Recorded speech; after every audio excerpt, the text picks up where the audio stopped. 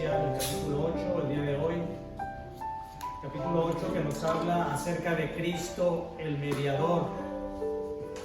Como pueden ver, es un capítulo muy importante dentro de nuestra creencia, porque es la base del cristianismo.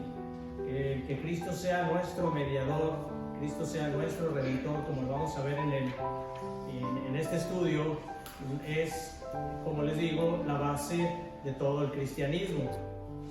Vamos a leer únicamente el punto número 1 del capítulo 8 de Cristo el mediador, y vamos a meditar en este pasaje. Dice, el punto número 1 dice: agradó a Dios en su propósito eterno escoger y ordenar al Señor Jesús, su unigénito Hijo, conforme al pacto hecho entre ambos, para que fuera el mediador entre Dios y Él. Dice, para que fuera el mediador entre Dios y Él, hombre, profeta, sacerdote y rey, cabeza y salvador de la iglesia, el heredero de todas las cosas y juez del mundo, a quien dio desde toda la eternidad un pueblo para que fuera su simiente y para que a su tiempo lo redimiera, llamara, justificara, santificara y glorificara. Como podemos ver, este pasaje tiene mucha enseñanza acerca de Cristo. Tiene muchísima enseñanza, por eso vamos a verlo, vamos a tratar de analizarlo renglones por renglones o parte por parte, porque tiene mucho acerca de lo que nos puede enseñar este pasaje. Dice primeramente, dice que agradó a Dios. ¿Qué significa con que agradó a Dios? Bueno, la Escritura nos habla acerca de que Dios se complace en todo aquello que les da a sus hijos. Para Dios es una complacencia el que a nosotros nos dé su amor. Él se agrada en eso. Para Él creó. Recuerden que Él, cuando hizo la creación, dice el libro de Génesis, que todo lo hizo bueno. Pero por la causa de la caída del pecado, todo se trastornó, todo no únicamente el hombre, sino toda la naturaleza sufrió los efectos de la entrada del pecado, de la caída del hombre. Así que Dios se complace en nosotros por amor, y es por eso que Dios nos dio a su Hijo, para que Él muriera por nosotros, para de esa manera nosotros poder volver a tener una relación con Dios. Vayan a sus Biblias en Isaías capítulo 42.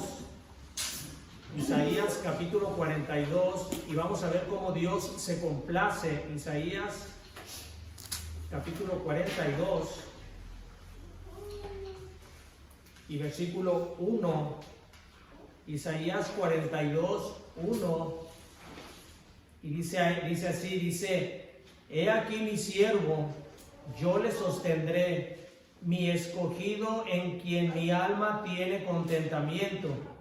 He puesto sobre él mi espíritu, él traerá justicia a las naciones. Isaías 42:1 nos habla acerca de cómo Dios se complace, Dios se complació en entregar a su Hijo para venir a morir por nosotros. Sabemos nosotros que fue un dolor muy grande para Dios el que su Hijo hubiera tenido que sufrir esas consecuencias, pero el amor de Dios, como dice Juan 3:16, de tal manera ama Dios al mundo. Ese es tan grande el amor que Dios tiene por la humanidad, que entrega a su Hijo. Por eso dice que Dios se agrada, Dios se agradó de aquello que hizo, como dice aquí en Isaías.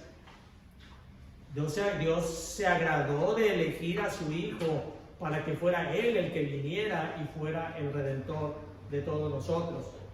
Sigue diciendo la confesión, sigan viendo ahí su confesión, dice, agradó a Dios en su propósito eterno. Dios tenía un propósito ya desde antes de la fundación del mundo, como dice la Escritura. Ese propósito ya lo tenía Dios hecho o decretado desde antes de la fundación del mundo. Dice primera de Pedro 1:19, nos habla acerca de cómo él, en ese decreto que el Señor ya tenía, él había prefigurado. Recuérdense que hemos hablado acerca de lo que son las figuras. Él había prefigurado a la muerte de Cristo por medio del sacrificio del Cordero. Dice Primera de Pedro 1:19. Primera de Pedro 1:19 dice, bueno, desde el 18 dice, sabiendo que fuisteis rescatados de vuestra manera, de vuestra vana manera de vivir, la cual recibisteis de vuestros padres, no con cosas corruptibles como oro o plata, dice, y luego dice 19, sino con la sangre preciosa de Cristo, como de un cordero sin mancha y sin contaminación. Así que esto que le agrada a Dios, el traer a su Hijo, el sacrificio por la humanidad, era un propósito eterno que Él, a través del Antiguo Testamento, va prefigurando, va dándonos elementos para que nosotros podamos comprender con la llegada de nuestro Señor Jesucristo que a Él se referían precisamente todas las cosas del Antiguo Testamento que eran los tipos de nuestro Señor Jesucristo. Entonces ya dice, agradó a Dios en su propósito eterno. Ya lo vimos entonces cómo vamos a ir desarrollando este pasaje. Dios se agrada en lo que hizo en la eternidad. ¿Y qué fue lo que hizo en la eternidad? Sigue diciendo la confesión: escoger y ordenar al Señor Jesús, su unigénito Hijo, conforme al pacto hecho entre ambos. Antes de la caída de Adán, antes de que fuera la creación, ya Dios ya había previsto aquel Salvador que iba a venir cuando Adán cayera y el pecado entrara en el mundo.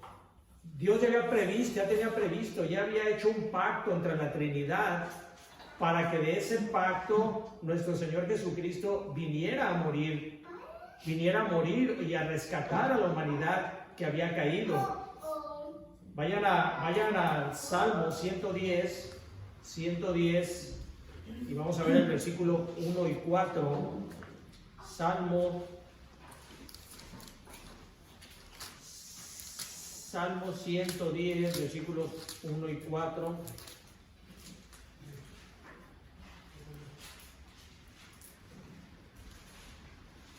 Salmo 110, 1 y 4. El versículo 1 dice: Jehová dijo a mi Señor, siéntate a mi diestra hasta que ponga tus enemigos por estrado de tus pies. Y el versículo 4 dice: juró Jehová y no se arrepentirá, tú eres sacerdote para siempre, según el orden de Melquisedec. Estos versículos, este salmo, estos versículos que acabamos de leer, lo que nos está refiriendo es que esto que el salmista está diciendo aquí, esto ya se había decretado desde antes de la fundación del mundo. Desde antes de que la creación existiera, desde que antes que Dios hubiera formado la creación, Dios ya le había dicho al Señor, ya le había dado al Señor el poder de que sus enemigos iban a caer, a estar como estrado de sus pies. Y también ya había decretado, ya había habido ese pacto en donde le había dicho el Señor a Cristo que Él iba a ser sacerdote según el orden de Melquisedec. Y vamos a ver más adelante cómo es a lo que se refiere con esto. Dice en Hebreos, no vayan ahí, pero en Hebreos 7:21 se repite lo mismo. También el escritor de Hebreos también repite lo mismo, lo que está diciendo aquí el libro de los Salmos. Entonces dice: agradó a Dios en su propósito eterno escoger y ordenar al Señor Jesús, su unigénito Hijo, conforme al pacto hecho entre ambos. Y luego dice: para que fuera el mediador entre Dios y el hombre. Cristo es el único mediador entre Dios y el hombre. No hay otro mediador. No hay nadie más que interceda por nosotros ante Dios. No hay ningún santo, no hay ninguna virgen, no hay nadie más que pueda interceder por nosotros. Es por eso que eso se convierte en una idolatría, lo cual a Dios no le agrada. El que alguien diga: voy a rezarle a tal persona, a tal santo, a tal imagen, para que interceda por mí, eso es algo antibíblico. Esa es una idolatría. Y llega a extremos incluso de personas que le piden que interceda por ellos a ídolos tan, pues tan despreciables, se puede decir, como la Santa Muerte, como Malverde, personajes así, en los cuales ni siquiera tiene que ver nada con el cristianismo. Pero aún así, aunque tuvieran que ver con el cristianismo, todo eso no es bíblico. Hay personas que incluso tienen en sus casas fotografías de familiares que han muerto, abuelitos o tíos o personajes que ya han muerto, y enseñan a sus hijos, y les digo porque a mí me ha tocado ver, y enseñan a sus hijos a decirle, pide a tu abuelito que está en el cielo, que interceda por ti, que le pida a Dios que te cuide y todo eso. Y eso no debe de ser. Eso Dios, dice la palabra, que Dios abomina la idolatría. Es algo a lo cual nosotros la gente debe de huir de la idolatría, porque eso es estar en contra de Dios. Así que dice la Escritura que Cristo, dice que Dios dice para que Dios decretó que su Hijo fuera el mediador entre Dios y el hombre. Él es el único mediador entre Dios y los hombres. Vayan a 1 Timoteo, capítulo 2 y versículo 5. Y este versículo deberíamos de aprender, de tenerlo en nuestra memoria, para de esa manera, cuando nosotros compartamos el Evangelio, poder hacerle ver a las personas que no hay ningún otro mediador más que únicamente Jesucristo. 1 Timoteo 2:5.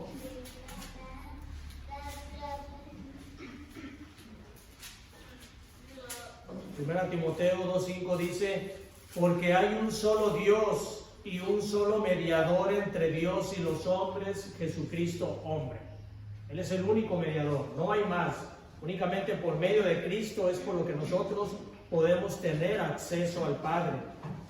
Dice también que Dios lo constituyó como profeta, sacerdote y rey.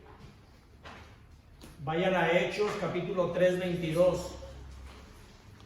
Vamos a ver cómo la Escritura nos dice que Dios lo constituyó como profeta. Hechos, capítulo 3 y versículo 22. Hechos 3:22 dice: porque Moisés dijo a los padres, el Señor vuestro Dios os levantará profeta de entre vuestros hermanos como a mí. A él oiréis en todas las cosas que os hablo. La palabra profeta quiere decir alguien que habla de parte de Dios. Un profeta no es aquel que profetiza cosas, valga la repetición, un profeta no profetiza, no, sino que un profeta no es aquella persona que habla y dice, yo te voy a profetizar que tú en un año vas a tener un mejor trabajo. Y se usa mucho en algunas iglesias lo que le llaman el don de la profecía, que dicho sea de paso, ese don de la profecía ya no está vigente. ¿Por qué? Porque el profeta es aquel que habla de parte de Dios.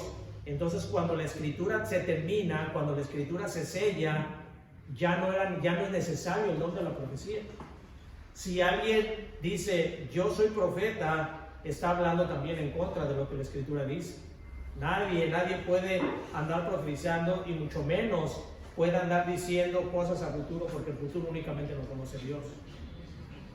Eso no tan solo es una mentira, sino que es hasta una blasfemia estar hablando que la persona conoce el futuro, cuando el futuro únicamente es de Dios. Así que el profeta es aquel que habla de parte de Dios. Si alguien quiere profetizar, pues lo único que tiene que hacer es tomar la Biblia y leer lo que dice la Escritura. Eso es profetizar, es estar hablando lo que hay de parte de Dios. Dice también la confesión que Dios constituyó a Cristo como sacerdote. Vayan a Hebreos capítulo 5. Hebreos capítulo 5. Si ustedes se fijan en sus confesiones, cada determinados renglones viene un numerito y abajo viene vienen los versículos. Todo lo que estoy leyendo es lo mismo que ustedes tienen en sus confesiones. Ustedes pueden ahí marcarles si gustan. Dice Hebreos capítulo 5, versículos 5 y 6, dice: así tampoco Cristo se glorificó a sí mismo haciéndose sumo sacerdote, sino el que le dijo: tú eres mi hijo, yo te he engendrado hoy. Como también dice en otro lugar: tú eres sacerdote para siempre según el orden de Melquisedec.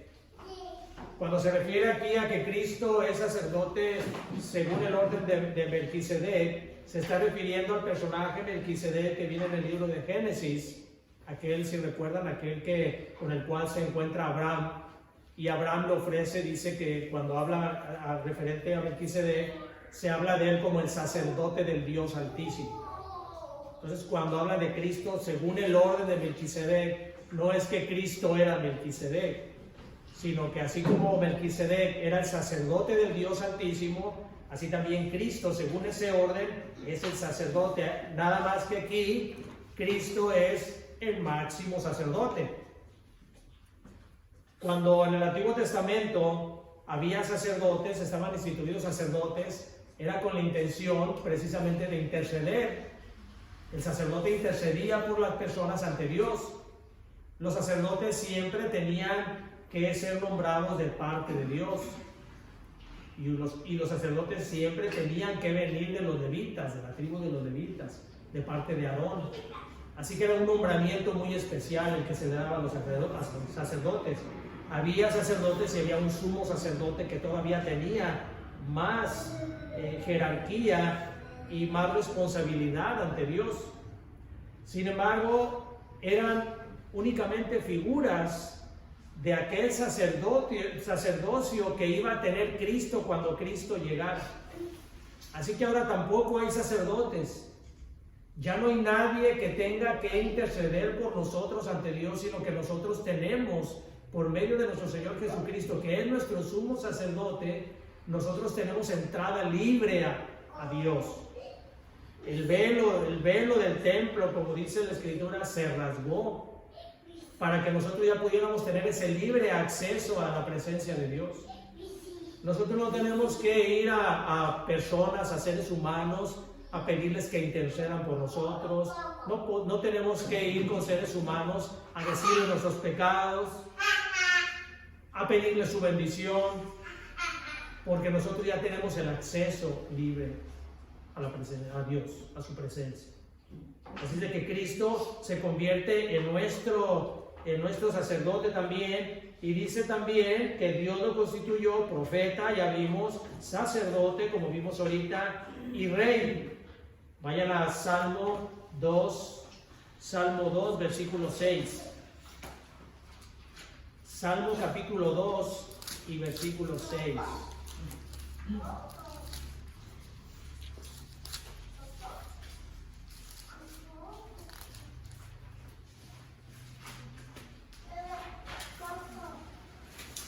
Salmo 2, 6 dice: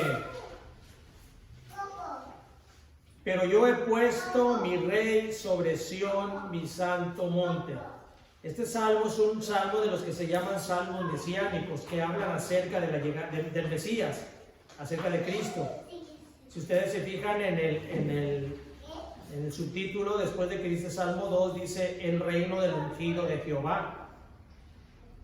Este es un salmo, es una de inspiración divina, como toda la Escritura, por medio del cual el Señor, por medio del cual Dios está hablando acerca del reinado. Por eso dice: yo he puesto mi rey sobre Sión, mi santo monte. Acerca del reinado que Cristo iba a tener, un reinado eterno. No es un reinado de 1000 años, no es un reinado parcial, es un reinado total y un reinado eterno.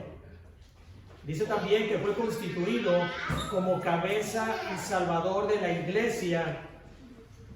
Fue constituido como cabeza y salvador de la iglesia. Vayan a Efesios 1, 22 y 23. Efesios 1, 22 y 23.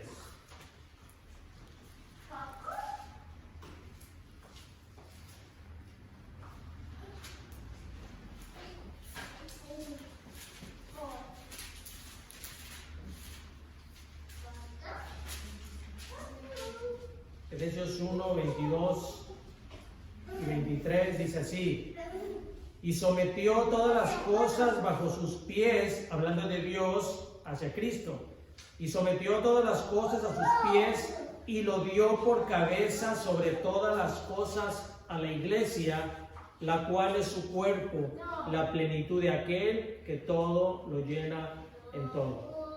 Entonces también le dio como cabeza. Cristo es la cabeza de la iglesia. La cabeza de la iglesia tampoco es un hombre. No hay cabeza de la iglesia, como también se dice. El Papa no es cabeza de la iglesia. La cabeza de la iglesia es Cristo. Y no tenemos nada en contra de la iglesia. Se está presentando aquí la ocasión de muchas cosas que tienen errónea la iglesia católica. No tenemos nada en contra de la iglesia católica, simplemente estamos hablando lo que dice la escritura, de los errores que se han aparecido en tantas denominaciones. Y aquí la cabeza de la iglesia nos habla que es únicamente Cristo la cabeza de la iglesia. Dice también sigue diciendo lo que lo constituyó heredero de todas las cosas. Vayan al libro de Hebreos capítulo 1, Hebreos capítulo 1, versículo 2.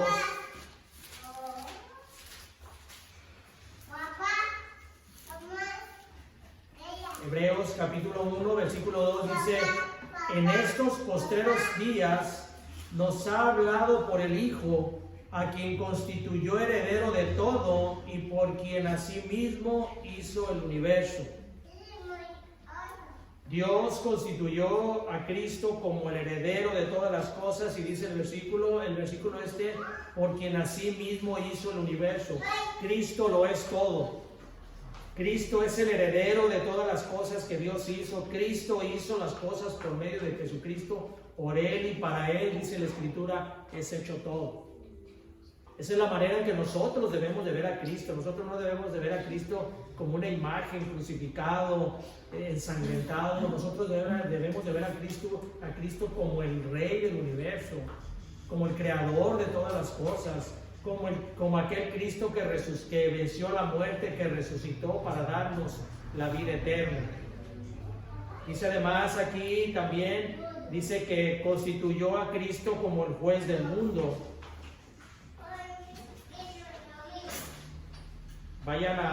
Dice, déjame ver el versículo que tengo aquí, 1 Corintios 1:30,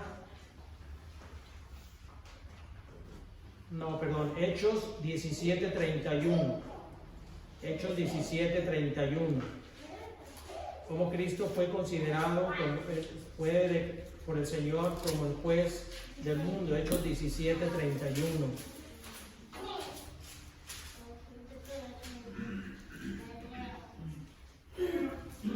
Hechos 17:31 dice: por cuanto ha establecido un día en el cual juzgará al mundo con justicia por aquel varón a quien designó, dando fe a todos con haberle levantado de los muertos.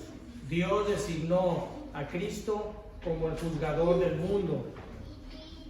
Y dice también, la confesión dice, en la siguiente parte de la confesión dice: a quien dio desde la eternidad un pueblo para que fuera su simiente y para que a su tiempo lo redimiera, llamara, justificara, santificara y glorificara. Y esto, hermanos, tiene que ver mucho con la elección.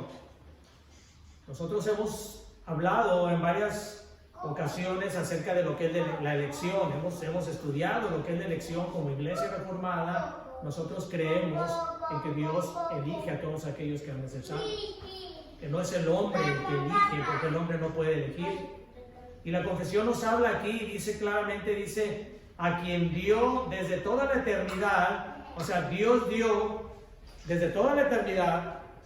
Desde el Antiguo Testamento, la gente se ha salvado únicamente por medio de poner su fe en Cristo, y únicamente se salvan aquellos a los cuales Dios ha designado para salvación. desde toda la eternidad, no únicamente después de que vino Cristo, sino desde la creación, siempre ha habido un pueblo, dice aquí, un pueblo para que fuera su simiente. ¿Se acuerdan en el libro de Génesis cómo cuando Dios maldice a Satanás, cómo le dice, pondré enemistad entre tu simiente y la simiente de ella?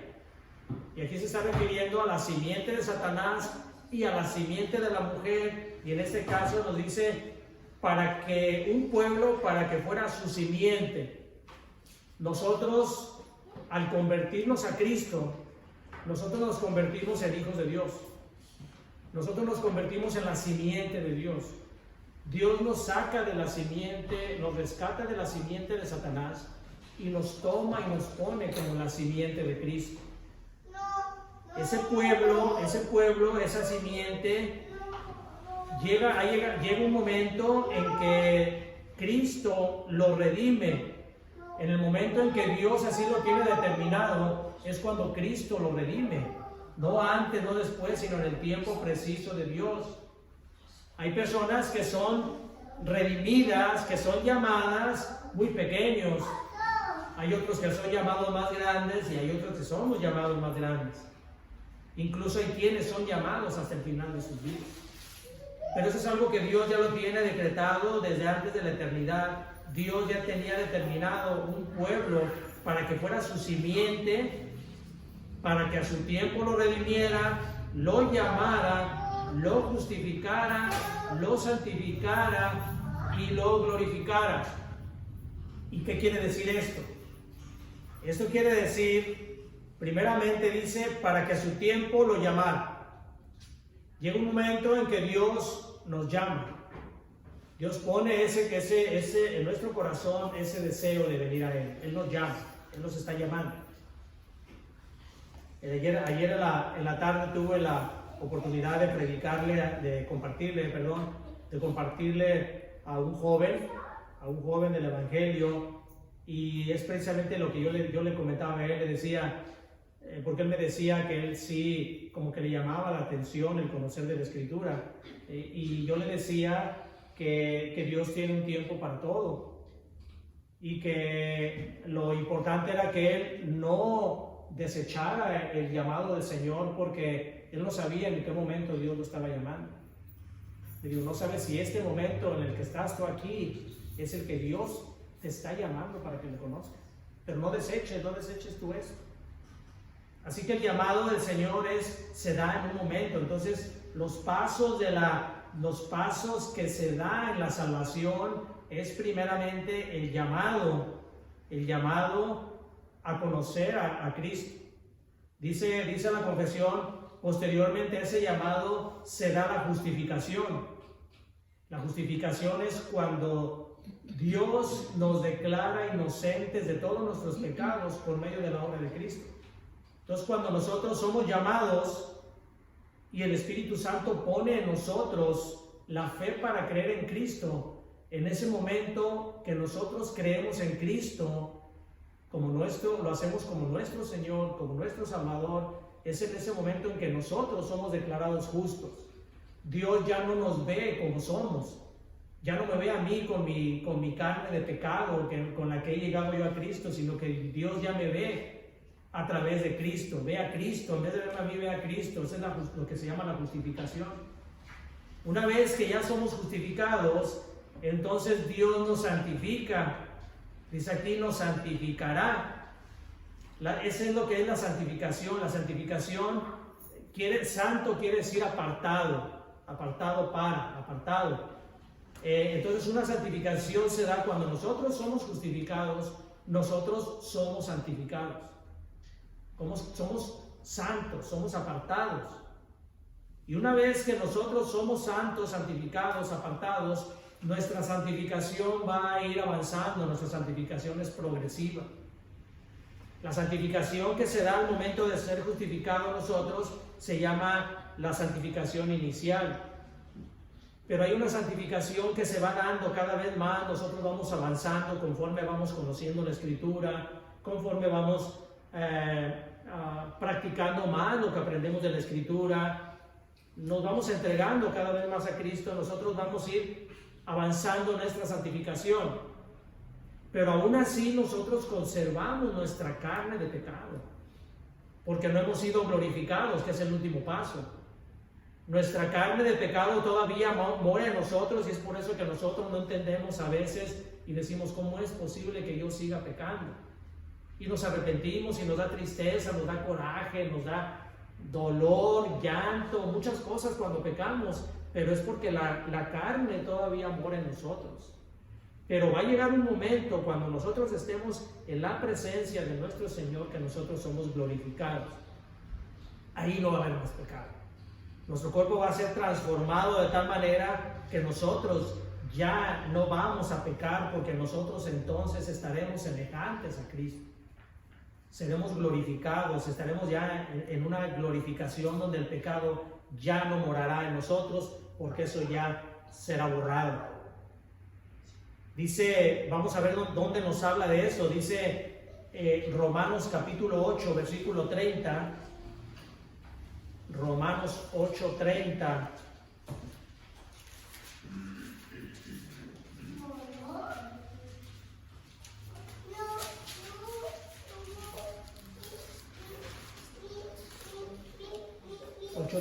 Dice,